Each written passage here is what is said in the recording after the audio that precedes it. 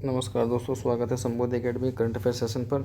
सबसे पहले दो इन्फॉर्मेशन हैं। सबसे पहले यूपीएसआई की वैकेंसियां आ चुके हैं। लगभग 9,500 वैकेंसी हैं और मिनिमम एज जो है 21 वर्ष है और ग्रेजुएशन होनी चाहिए। और 1 अप्रैल से जो है इसका रजिस्ट्रेशन स्टार्ट हो जाएगा, तो आप उसके लिए तैयारी करना प्रारंभ कर दें जो भी इसके लिए एलिजिबल हो। और हमारे जो मवाना में इंस्टीट्यूट है संबोधि एकेडमी के नाम से, वहाँ पर जो है बैच स्टार्ट होने वाला है, तो आप इंक्वायरी कर सकते हैं। दूसरा, CTET का रिज़ल्ट आ चुका है, तो हमने अब एक वीडियो बनाई थी आज ही दोपहर में, तो उसके डिस्क्रिप्शन के लिंक में जो है हमने डायरेक्ट लिंक रिज़ल्ट का दे दिया है। आप चाहें तो अपना रिज़ल्ट वहाँ से देख सकते हैं। चलिए हम शुरू करते हैं। तो पहला क्वेश्चन था हमारा जो कल के सेशन संबंधित है, पुदुचेरी के मुख्यमंत्री के रूप में किसने हाल ही में इस्तीफ़ा दिया है? तो वी नारायण स्वामी हैं, जिन्होंने बहुमत खो दिया है, तो उन्होंने इस्तीफ़ा दे दिया है। दूसरा, किसने मावरिक मसीहा एक राजनीतिक जीवनी NT राव की पुस्तक है उसका अनावरण किया है? तो उपराष्ट्रपति ने किया है, एम वेंकैया नायडू। तीसरा क्वेश्चन है, विश्व का सबसे बड़ा क्रिकेट स्टेडियम किस शहर में स्थित है? तो अहमदाबाद के मोटेरा में जो है ये बनाया गया है और इसमें 1 लाख से भी अधिक दर्शकों के बैठने की व्यवस्था है। चौथा क्वेश्चन है, हाल ही में विदेश मंत्री S जयशंकर ने किस देश में नए भारतीय उच्चायोग भवन का उद्घाटन किया है? तो वो मालदीव और म्यांमार मॉरिशस की जो है यात्रा पर हैं, तो उन्होंने मॉरिशस में जो है भारतीय उच्चायोग के नए भवन का उद्घाटन किया है। और विदेश मंत्री S जयशंकर हैं हमारे देश के। आज का जो पहला आर्टिकल है IOC से संबंधित है, इंटरनेशनल ओलंपिक कमेटी से संबंधित है। इसने 2032 के ओलंपिक खेलों के लिए पसंदीदा उम्मीदवार के रूप में ब्रिस्बेन की पुष्टि की है। और हम इसके बारे में जानकारी करते हैं थोड़ी सी। तो एक सरकारी गैर सरकारी खेल संगठन है अंतर्राष्ट्रीय ओलंपिक समिति, और यह ओलंपिक खेलों के आयोजन के लिए सर्वोच्च प्राधिकरण है। वर्तमान अध्यक्ष हैं इसके थॉमस बॉच। हाल ही में टोक्यो ओलंपिक 2020 का आयोजन 23 जुलाई से 8 अगस्त 2021 तक होगा, क्योंकि कोरोना पेंडेमिक की वजह से ये टाल दिया गया था। तो अब 23 जुलाई से 8 अगस्त 2021 तक टोक्यो ओलंपिक 2020 होगा।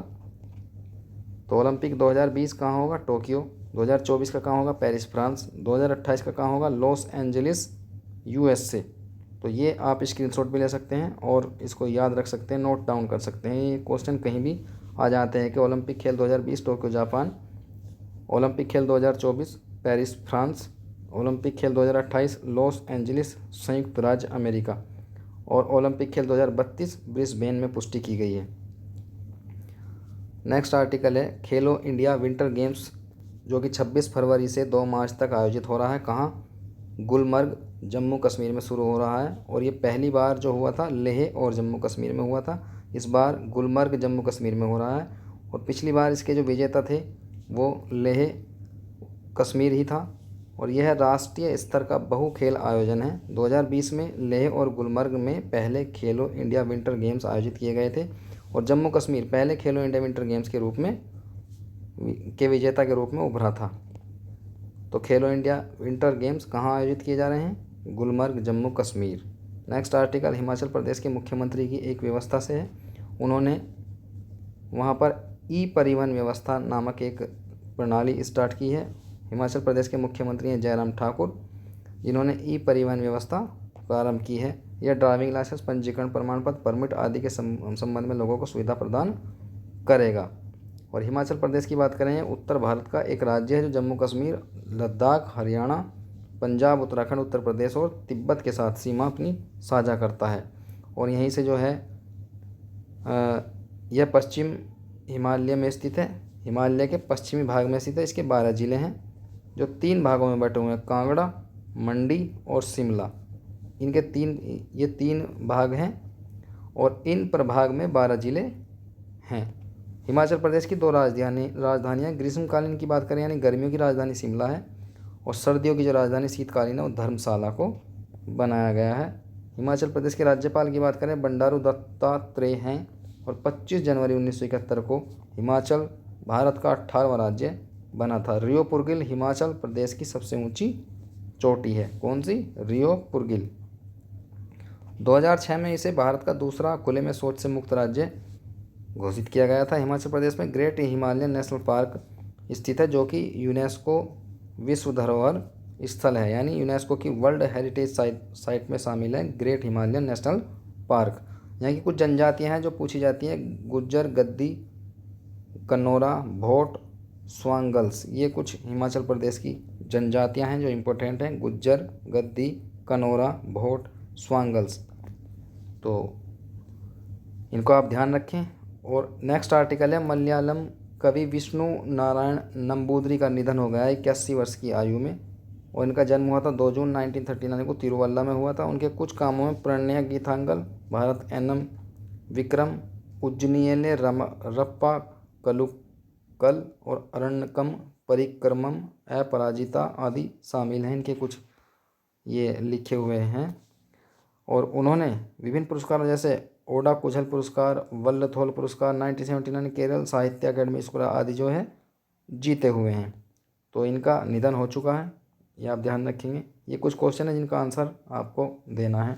पहला क्वेश्चन है, मध्य प्रदेश के किस शहर का नाम बदलकर नर्मदापुरम कर दिया गया है? ऑप्शन है जबलपुर, हबीबगंज, होशंगाबाद, ओरछा।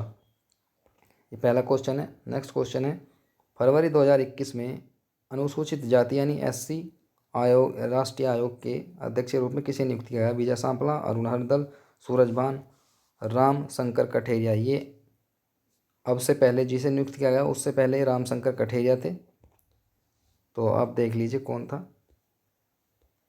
दादा साहब फाल्के पुरस्कार 2021 में सर्वश्रेष्ठ अभिनेता पुरुष का पुरस्कार किस ने जीता है? तो राजकुमार राव, अक्षय कुमार, पंकज त्रिपाठी, आयुष्मान खुराना। जबकि महिलाओं में किसने जीता है? दीपिका पादुकोण। दीपिका पादुकोण ने जीता है महिलाओं में। तो पुरुष में बताना है किसने जीता है। हाल ही में केंद्रीय मंत्रिमंडल ने किस में राष्ट्रपति शासन लगाने की मंजूरी दी है?